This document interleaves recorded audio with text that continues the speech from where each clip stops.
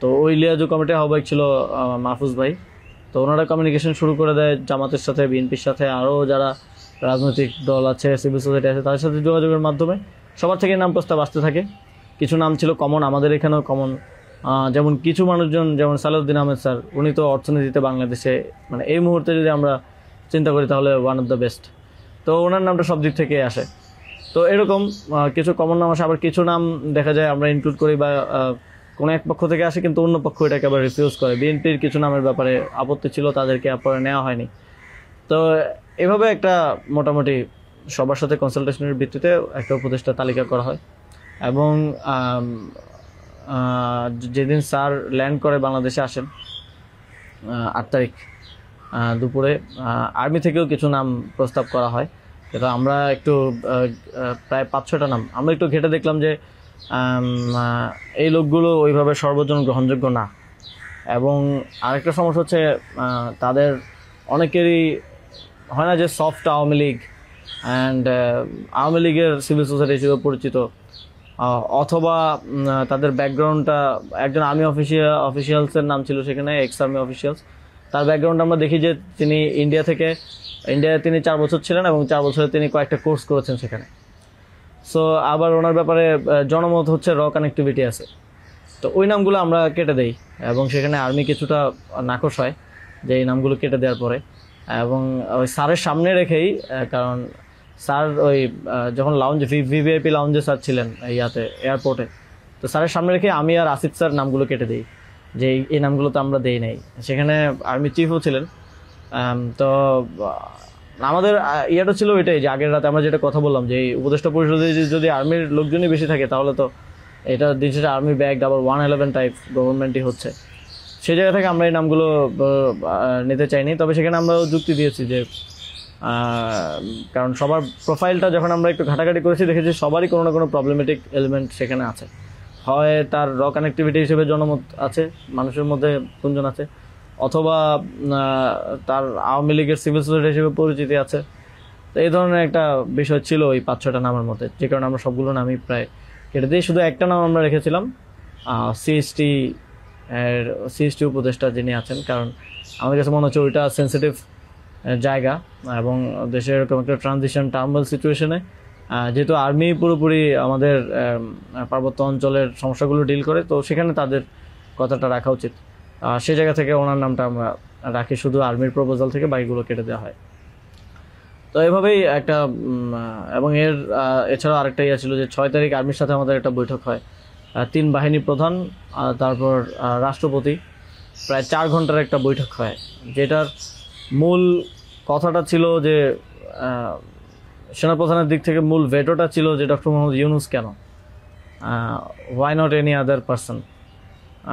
তো আমরা আমাদের জায়গায় অ্যাডামেন্ট ছিলাম, বিকজ আমরা তো 5 তারিখ রাতেই ঘোষণা দিয়ে দিয়েছি যে doctor Mohammad Yunus will be the chief adviser of the next interim government.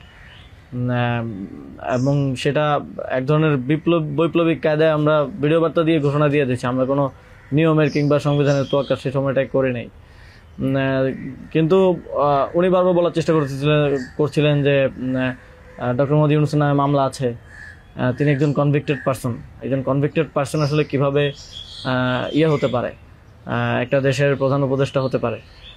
তো আমরা যখন এগুলো ডিবাঙ্ক করতেছিলাম কথাগুলোকে যে এগুলো তো আওয়ামী লীগের সময়ের পলিটিক্যালি মোটিভেটেড মামলা, এই মামলা তো দেখা গেছে সবার নামে পাওয়া যাবে, আমাদের নামেও আছে।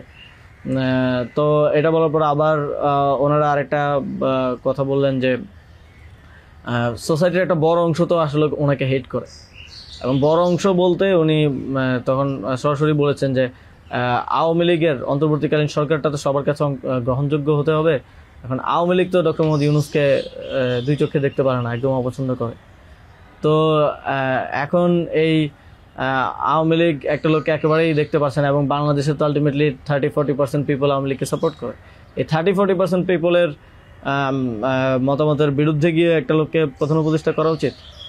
তো আমরা তখন বললাম আওয়ামী লীগ এমন কিছু না যেটা নিয়ে এখন আমাদের কনসার্ন হওয়া উচিত। আওয়ামী লীগকে আমরা পরাজিত করেই এই প্ল্যাটফর্মে আসছি, এখানে আমরা বসছি। আওয়ামী লীগ কি চাইলেও না চলে এটা এখন আর ম্যাটার করে না কোনোভাবেই। কিন্তু উনি বারবার এই কথাটা ঘুরে ফিরে বলতেছিলেন যে এই সরকার তো একটা নির্বাচন আয়োজন করবে, এই জন্য বিএনপি আওয়ামী লীগ সবার কাছে এই সরকারের গ্রহণযোগ্যতা থাকা প্রয়োজন। আওয়ামী লীগ তো ইয়াকে প্রধান ডক্টর মোহাম্মদ ইউনূসকে একেবারেই দেখতে পারে না, ওনাকে আওয়ামী লীগ মেনে নেবে না উনি আসলে। কিন্তু আমাদের কথা ছিল যে আওয়ামী লীগ তো এখন আর এই মুহূর্তে ডিসিশন মেকিংয়ে আওয়ামী লীগ ম্যাটার করে না। এটা গণহত্যা ঘটনার পরে সে কি ভাবলো বা তার কি পজিশন, দ্যাট ডাজন্ট ম্যাটার। এরপরও ওনারা নানা ধরনের যুক্তি দিতে পারে এবং শেষে 4 ঘন্টা এই বিষয়ের উপরে ডিসকাশন হয়। 4 ঘন্টা, আধা ঘন্টা হয়তো অন্যান্য ইস্যুস নিয়ে ডিসকাস হয়েছিল, বাট 4 ঘন্টা প্রায় 3.5 ঘন্টা এই ইস্যু নিয়ে ডিসকাস হয়। তো এখানে আসছিলাম আমি, নাহিদ ভাই, মাহফুজ ভাই আর নাসির ভাই, আর বাকি আমাদের সাথে যারা ছিল তারা বাইরে অপেক্ষা করছিল। আসিফ স্যার ছিল, তারপরে তানজিমুদ্দিন স্যারও ছিল, আরও সমন্বয়িকা ছিলেন আরও 10-12 জন, সবাই বাইরে অপেক্ষা করছিল আর কি এই 4 ঘন্টা। তো তারা বারবার 2বার হচ্ছে বিরতি দিয়ে আমাদেরকে আবার ভাবতে বলে আবার চলে যেত, আবার এসে আবারও একই জায়গা থেকে কথা শুরু করতো। মানে আমরা বুঝতে পারছিলাম যে ডক্টর মোহাম্মদ ইউনূসকে এখানে এস্টাবলিশমেন্ট কোনোভাবেই চাচ্ছে না। আর আমাদের কথা ছিল আমরা ঘোষণা দিয়ে দিছি এবং আমরা এক ধরনের হুমকি সুরে সেখানে বলি যে যদি এটা রাষ্ট্রীয়ভাবে না হয়, যদি রাষ্ট্রপতি ঘোষণা না দেয় ডক্টর মোহাম্মদ ইউনূসকে প্রধান উপদেষ্টা হিসেবে, তাহলেও আমাদের কিছু যায় আসে না, কারণ আমরা অলরেডি ঘোষণা দিয়ে দিয়েছি। আমরা আমাদের তৈরি করা উপদেষ্টা পরিষদ নিয়ে শহীদ মিনারে গিয়ে শপথ নিব। এই হুমকিটা দেওয়ার পরে তারা একটু মানে নড়েচড়ে বসে এবং তারা গিয়ে রাষ্ট্রপতির সাথে ডিসকাস করে আসে। এবং সেনাপ্রধান লাস্ট আমার মনে পড়ে আমাদেরকে বলেছিল যে আমি বুকে পাথর চাপা দিয়ে এই সিদ্ধান্তটা মেনে নিচ্ছি। এবং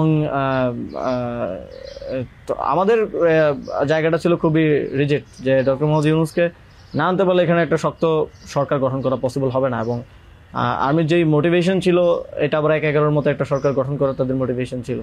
যখন তারা নামগুলো দেয়, 6টা-7টা উপদেষ্টার নাম দেয়, তখন এটা বোঝা যায় এবং ডিকটেট করার এক ধরনের।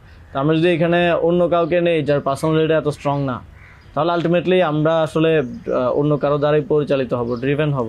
এই সরকারটা আত্মনির্ভরশীল একটা স্বতন্ত্র সরকার হতে পারবে না। তো তারপর তো ঘোষণা দেয়, রাষ্ট্রপতি ঘোষণা দেয় ডক্টর মোহাম্মদ ইউনূসকে প্রধান উপদেষ্টা হিসেবে 6 তারিখে, এবং 8 তারিখ হচ্ছে পরবর্তী উপদেষ্টা পরিষদটা গঠিত হয়। 8 তারিখ শপথ অনুষ্ঠানটা হয়। স্যার যখন সার্জারি শেষ করে দেশে আসেন, তারপর ওই দিন সন্ধ্যায় সরকারটা গঠিত হয়।